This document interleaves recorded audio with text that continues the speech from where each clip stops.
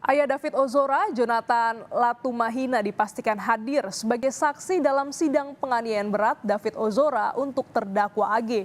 Sementara itu penyidik masih melengkapi berkas perkara dua terdakwa lainnya, yakni Mario Dandi dan Shane Lucas, setelah dikembalikan oleh kejaksaan. Ayah David Ozora, Jonathan Latumahina akan dihadirkan sebagai saksi bagi terdakwa AG di Pengadilan Negeri Jakarta Selatan. Direncanakan pekan depan ayah David Ozora, korban penganiayaan Mario Dandi, akan bersaksi. Tidak hanya ayah David, sang paman Rustam Hatala juga akan masuk dalam daftar saksi yang dihadirkan jaksa. Nanti di dalam sidang anak ini tentu orang tuanya Ananda David akan hadir karena beliau juga sudah sempat diperiksa, jadi akan memberikan kesaksian di dalam persidangan tertutup ini, begitu. Paman juga masih belum karena besok masih eksepsi dan lain sebagainya, mungkin minggu-minggu depan, begitu. Saat awal sidang dengan terdakwa AG dimulai, keluarga David menegaskan penolakan untuk berdamai dan meminta proses hukum ditegakkan dengan seadil-adilnya.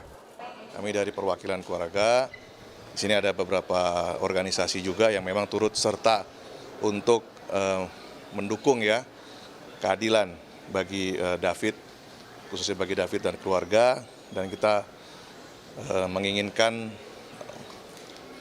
keadilan itu benar-benar ditegakkan dan hukuman memang seberat-beratnya bagi yang melakukannya atau pelaku beserta orang-orang yang mendukung kegiatan tersebut ya atau penganiayaan tersebut.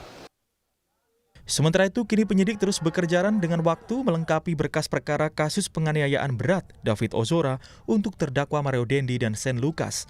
Berkas perkara sebelumnya telah diserahkan ke Kejaksaan Negeri Jakarta Selatan, namun dikembalikan untuk dilengkapi. Tersangka FDS dan tersangka SL, ya, dua berkas ini sudah tahap 1. Kemudian tahap saat ini masih pada tahap penelitian di kejaksaan, ya. Ini mendasari apa yang disampaikan oleh tim penyidik, ya. Tentunya kita akan melihat apakah ini P19 dan apa syarat formil material yang harus dipenuhi oleh penyidik masih dalam tahap menunggu dari penyidik, tentunya mendasari pada apa yang diberikan oleh jaksa penuntut umum. Untuk konstruksi pasal kami sampaikan ini masih sesuai dengan konstruksi pasal yang dilakukan penyidikan oleh penyidik Direktorat Reserse Kriminal Umum Polda Metro Jaya, dalam hal ini adalah Subdit Renakta. Kondisi David Ozora, korban penganiayaan anak mantan pejabat pajak, terus menunjukkan perkembangan yang baik. Penasihat hukum David Ozora, Melissa Anggreni, menyebut kondisi David setelah 39 hari dirawat di ruang ICU Rumah Sakit Mayapada Kuningan sudah bisa mendengar perintah sederhana. Akibat penganiayaan, David menderita rusak saraf otak permanen. David sudah bisa mendengar perintah-perintah sederhana, kemarin disuapin udah bisa membuka mulut, terus dia juga lebih tenang, tidak lebih terlalu sering agitatif gerakannya ya, tetapi masih belum hilang agitatifnya. Dan jujur kalau saya melihat David hari ini itu bukan David yang dulu, bukan David umur 17 tahun gitu. Kita melihatnya David ini masih kayak anak kecil, masih terus melakukan perawatan lanjutan. Sampai detik ini David masih di ruang ICU. Kemungkinan hari Minggu kalau saya nggak salah baru dilakukan penyuntikan stem cell.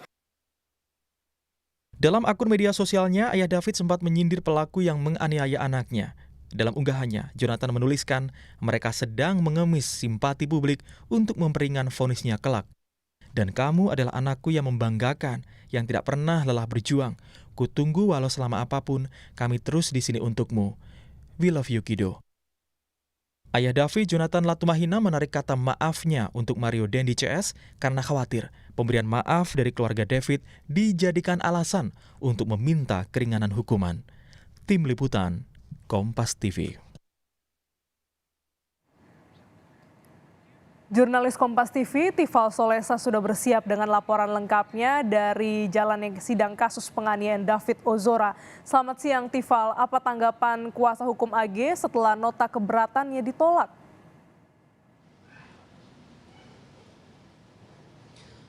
Tim kuasa hukum AG ini masih tetap berharap Hakim Pengadilan Negeri Jakarta Selatan ini tetap mengabulkan nota keberatan atau eksepsi yang sudah dilayangkan oleh tim kuasa hukum dalam sidang pembacaannya kemarin pada tanggal 30 Maret 2023. Saat itu disampaikan bahwa tim penasihat hukum keberatan dengan syarat formil yang tertuang dalam surat dakwaan yang disampaikan oleh Jaksa Penuntut Umum dari Kejaksaan Negeri Jakarta Selatan. Meskipun kemudian bagian keberatan yang mana yang dimaksud ini tidak diterangkan secara gamblang begitu oleh tim penasihat hukum dengan alasan ini masuk dalam ranah pokok perkara sehingga tidak bisa dibuka, ditambah lagi dengan alasan AG yang statusnya merupakan anak yang berhadapan dengan hukum begitu dalam bahasa undang-undangnya begitu, sehingga sebatas itu pernyataan yang disampaikan oleh tim penasihat hukum kepada wartawan sejak kemarin bahkan hingga hari ini. Harapannya itu yang disampaikan, dan pembacaan dari putusan sela atas eksepsi yang diajukan oleh AG bersama dengan tim penasihat hukumnya ini dijadwalkan bakal berlangsung pada Senin pekan depan pada 3 April 2023. Lebih lengkap ini pernyataan dari tim penasihat hukum terdakwa anak AG yang kami temui selepas proses sidang pagi ini. Hari Senin nanti akan diadakan putusan sela, dan setelah itu mungkin kalau eksepsi kami ditolak akan lanjut ke persidangan dan pemeriksaan saksi-saksi. Lebih itu. Lebih Irawan yang mau ditambahkan? Kalau dari tanggapan jaksa ini secara umum mereka bilangnya gimana? Sekali lagi untuk pokok perkara kita nggak bisa, tapi mereka pasti akan membantah dari beberapa poin keberatan yang kami, dan mereka tetap berpegang pada dakwaannya. Kita akan memaksimalkan saksi yang diajukan dari pihak penuntut umum, dan kami akan mengusahakan juga ada beberapa ahli dan saksi yang akan diajukan di persidangan. Kami lagi mempersiapkan dari tim Badan Partnership pastinya.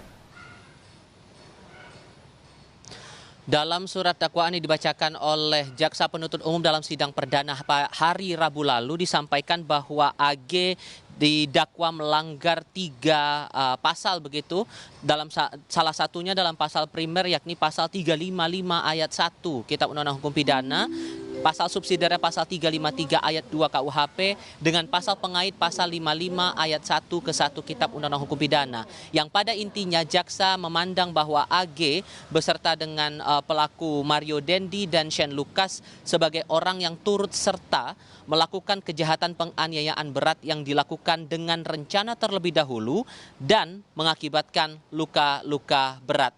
Pasal lainnya yang juga diterapkan adalah pasal alternatif yakni pasal 76C jungto pasal 80 ayat 2 Undang-Undang Perlindungan Anak, tepatnya pada dakwaan ketiga yang sudah dilayangkan Jaksa Penuntut Umum dalam sidang hari Rabu lalu. Gladys. Baik, terima kasih jurnalis Kompas TV, Tifel Solesa langsung dari Pengadilan Negeri Jakarta Selatan.